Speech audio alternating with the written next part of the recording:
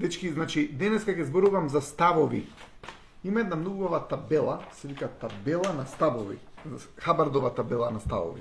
Од филозофот Хабард е. И ќе ви прочитам ставови кои што се по скалата на емоции во оние жолтите високи емоции, високи тонови. Ќе прочитам некои од нив. Например, во врска со обстанокот вика ќе живеам за секогаш. Во врска со исправност. Моите акции се природно исправни. Еви други во врска со обстанокот. Дури ова, како би можел поинаку освен да живеам долго. Или жив сум и ми се допаѓа тоа. Колку убав став. Или во врска со исправноста, вика, моите акции се природно исправни. Драго ми е што сум во право. Или во врска со одговорноста, вика, имам целосна одговорност и действувам слободно според неа. Ќе бидам одговорен за тоа. Можам да сменам по своја волја. И така натаму. Во врска со поседување, вика, можам да го поседувам, но исто така и нивно. Не би ми пречело да поседувам некој нешто. Или јас сум единка како што сакам. Јас сакам мојата индивидуалност. Иднината е бескрајно убава, многу ми се свиѓа. Можам да ставам толку многу во иднината. Вау. Го почнувам и запирам секој движење по своја волја. Јас контролирам и користам движење. Или вика, секое добро нешто можам да го направам реално. Гради конструктивна идна реалност и постапува да ја оствари. Идната реалност е добра. Дечки, гледате колку убави ставови. Сега, како човекот паѓа по скалата на емоција, мај да не идам надоле, сега го тие ставови се влошуваат, поради тоа што човекот кога добива даден тип на трауми, на него му се вознемирува неговата енергија, неговата духовна енергија. А таа духовна енергија е нашиот разум. Таа духовна енергија ние, како битие во прочистена состојба, така да речам, ние сме перфектни. Имаме во нас етика, имаме честност, имаме морал, имаме афинитет, имаме комуникација добра, имаме желба да ја видиме страната на другите луѓе. Сето тоа е дел од нашата душа во таа убава, прочистена состојба, наречено оригинално духовно битие. Но на тоа оригинално духовно битие, кога ќе му го додаете тој негативен, реактивен ум, тој станува не свој, станува чуден лик, кој што креира проблеми, кој што гради проблеми. Интересно е дека луѓето не се свесни дека сами креираат проблеми на многу теми и колку повеќе мислат дека други се криви за тие проблеми кои што они ги искреирале, толку помалку се свесни да откријат како они креираат. Ајде да повторам пак. Луѓето, сите ние, креираме проблеми. Ние ги креираме ситуациите, меѓу другото, во кој што човекот се наоѓа, се не за се, ама во голем дел. Ајде да кажем, имате некој човек кој што, не знам, или е, може би, цело време сака да ги направи другите да се под него, или сака он да е над него и така, но он тоа не го гледа. Но другите луѓе тоа го чувствуваат, другите луѓе тоа го гледаат. И сега, он секојаш ќе наоѓа обвинување и окривување во околината и колку повеќе човекот наоѓа окривување и обвинување во околината, толку помалку свесен станува за како тој сам уствари си го саботира сопствениот живот. Така да, кога човекот работи на себе, он освестува и превзема одговорност на тој начин. И на тој начин човекот се менува. Гледате, ајде да ви кажам многу интересно нешто. Пред неколку лајвови зборував на една тема, а таа тема е како љубовта да не најде нас. Фактички, ако го гледате тој лајв, тој сега го има на YouTube, како љубовта да не најде нас, ќе сватите усвари дека поентата ми беше дека ние сме љубов и дека љубовта не може да не најде, поради тоа што тоа е како да речеш дај се дека сум ја. Мора човек да е многу изгубен за да мисли дека нема љубов. Ама у суштина што сакав да кажам таму. Сте приметиле ли да ви дадам еден интересен пример? Поради тоа што во вашите меѓучовечки односи постојат дадени правила, постојат дадени закони. Кога, ајде да речеме дали сте го виделе следното, деца во однос на сопствените родители ќе им сгрешат или ќе направат нешто, или ќе земат пари, нема да ги пријават, или сега зборувам за порано, кусур, ќе отидовме да купиме нешто, кусурот кој станеше ке нас и така натаму, ама ти не го пријавуваш дека треба да го вратиш, не дека возрастниви не го знаат, тоа го знае. Мојаветов ми е колку повеќе имате некој човек што му греши на друг човек, ајде да кажеме, некој човек му греши на друг човек, толку повеќе човекот што греши на друг човек, ќе ја губи љубовта за другиот човек. Сега, кога човеков кој што му сгрешил на другиот човек, ќе му се извини на другиот човек или ќе препознае каде он сгрешил, интересно е дека му се враќа љубовта кон човекот на кој што тој му сгрешил. Видите колку интересно. А како, уствари, луѓето одат во обратна замка? Секојаш кој човекот окривува, ти си крив, ти си крив, ти си крив, ти си крив, ти си, он сака да каже, он не е крив. И он никогаш не може да ја врати љубовта кон околината, поради тоа што не рефлектира на себе си да рече, чекај бе, дај да видам јас, да не ја утнувам работата некаде, да не ја грешам работата некаде. И сега, кога човекот ќе види каде тој сгрешил и ќе се извини, она што е интересно, му се враќа љубовта кон околината, особено кон тој човек кон кој што сгрешил. Ајде да ви дадам друг пример.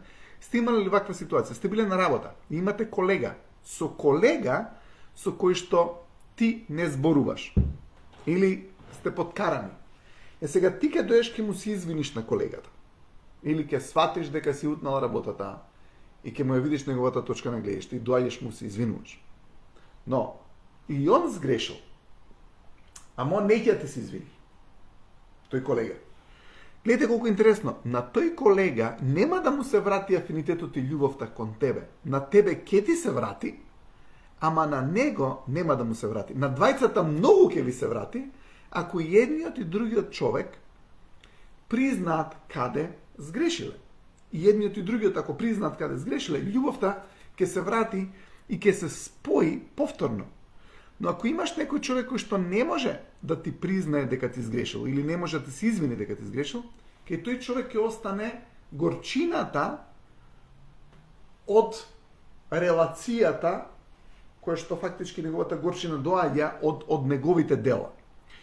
И љубовта негова е потисната поради тоа што не преземал одговорност или не се извинил или не коригирал нешто, затоа што кога човекот ќе увиди ќе коригира и ќе се извини, на него му се враќа љубовта кон околината. Сега гледате, зашто го зборувам, инспирираше ова во врска со одговорност, дека имам целосна одговорност и действувам слободно според неа. Ќе бидам одговорен за тоа. Знаете, луѓето може да донесат одлука да бидат одговорни за нешто, но под таа одговорност подразбираме етика, честност, морал, работи кои што не се добри само за нас, него се добри генерално за околината и особено за тие луѓе кои што коегзистираат со нас. И ако човекот не го направи, тоа не функционира врз база на најголемо добро и тој човек ќе има проблеми. И тоа е факт дека така ќе биде. Така да, но не секогаш работите си идеални, нема некој човек кој што е идеален, нема светци тука да никој не сгреши.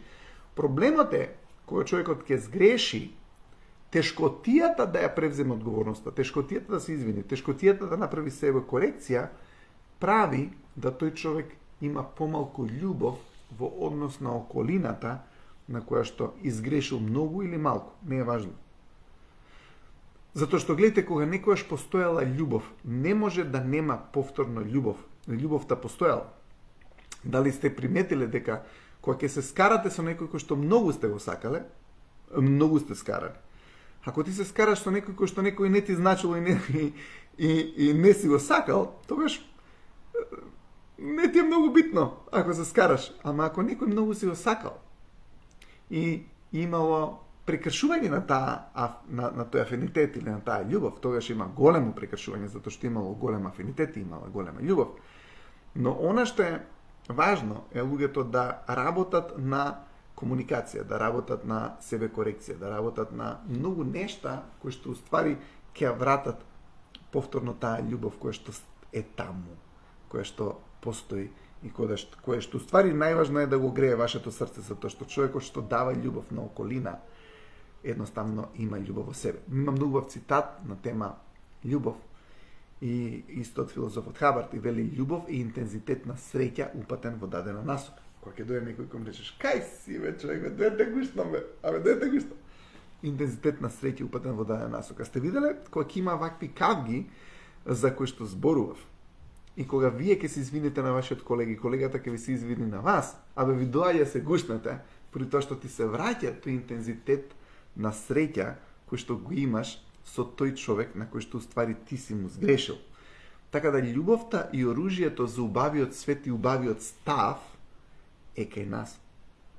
Но кога човекот ја утнува работата, а секој еден од нас ја утнува работата во животот и постоењето, и кога не се коригира, ќе почнат да му се влошуваат овие преубави ставови.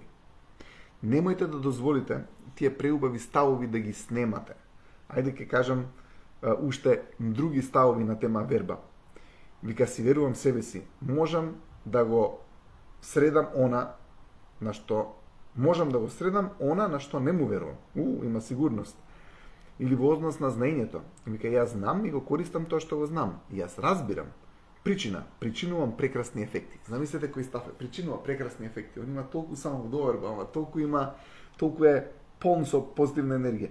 Да се причинува акција е прекрасно. Гледайте, неќам да идам надоле, ќе имаме некој лайф каде што ќе ги зборуваме овие негативни ставови, мај да се задржиме на позитивните ставови.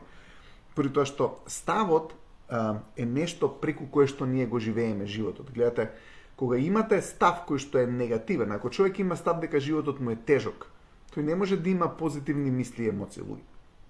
Ама ако човек има став животот е убав, тој човек може да има позитивни мисли и емоции. Мене ме прашуваат како сум се вратил од Америка и зашто сум се вратил од Америка во Македонија. Тоа е поради тоа што мојот став е дека Македонија е многу убава земја. Ја обожавам Македонија. Храната, луѓето, времето, климата, така е загадување, никој не го сака, ама како и да е релативно многу убави работи и релативно малку негативни работи имаме, ама сето тоа е врз база на ставот, затоа што ако имате некој човек што е негативен, кај него ставот му е прави реалност. Ајде да кажеме, имате дадена ситуација каде што некој дечко развил некој негативен став за некоја девојка. Таа што и да направи фино, он ќе мисли дека таа е лицемерка, дека уствари се лигави, дека сака некоја манипулација да направи, нема врска. Ама тоа е затоа што дечково го има тој став негативен кон таа девојка. Ме разбирате? Сега, се е во ставот и се е преку ставот, но добрите ставови секојаш ќе ни најдат решенија, ќе не кренат по скалата на емоции, ќе ни ја отворат иднината. Лошиот став не себе саботира. Лошите ставови луѓе ги зимаат како оружје и како средство да не се изгорат во животот, баш затоа што сака да се цело време безбедни. Не верувај на никој, ќе се разочараш, немој да пробуваш, па нема ти да измислуваш сега топла вода. И така натаму, гледате, тоа се све безбедни ставови. Но тие безбедни ставови ја угушуваат емоцијата, ја угушуваат мислата, и ја угушуваат среќата, љубовта и позитивната енергија. Зошто? Поради тоа што ти, ако веруваш, ти имаш ризичен став. Па кој има безбеден став? Човек што не верува, ама тој има мизерен живот. А човеков што има отворен став, на верба, на доверба кон околината, ги сака луѓето, не ги гледа со скептицизам, цинично или како и да, тој човек е среќен. Зашто? Затоа што си го има убавиот став кон околината, он веќе има убавина, има добрина во околината. Овој другиот што е цел живот циничен, саркастичен, негативен, цело време наоѓа мани, мрчи и така натаму. Тој секогаш ќе најде факти дека он е управо. И проблемот е колку повеќе факти бара, толку повеќе се себе убедува во сопствениот негативен став дека е така. И се што се случува, тој негативен став кој што он го има, го тера да гледа негативни работи. И он кога ќе ги види тие негативни работи, вика, аха, ете го доказот, ете го фактот, тоа му го зајакнува негативниот став. Тој уште по бетер негативен став, се почнува да бара негативни работи и кога ќе ги најде тие негативни работи, ете го тој став кој што е негативен, он го зацврстува и му нема крај, има зачаран круг. А човекот кој што има позитивен став, он ги гледа негативните работи, не ги запоставува, он ги справува, ама знае да види стварно што е добро и ужива во тоа што е добро. И он сваќа дека уствари неговиот позитивен став е исправен. И на тој начин тој па влага во еден позитивен или убав зачаран круг, каде што неговиот став го разобавува неговиот живот. Ние сме ставот кој што ги имаме. Ние сме или ние го живееме животот индиректно преку нашите ставови. Гледайте ставот да ви биде добар. Поради тоа што кога имате добар став, ќе имате добар живот. Луѓе што немаат добар живот, развиле негативни ставови и на тој начин им се влошува животот, или луѓе кои што развиле лош став, автоматски после тоа животот не може да им биде предобар, поради тоа што ќе го докажуваат негативниот став во нивниот живот. Човек кој што има позитивен став, ќе го докаже позитивниот став и ќе му биде убав животот. Имајте убав викенд, докажете го дека викендов е убав. Со позитивен став се гледаме понеделник. Чао!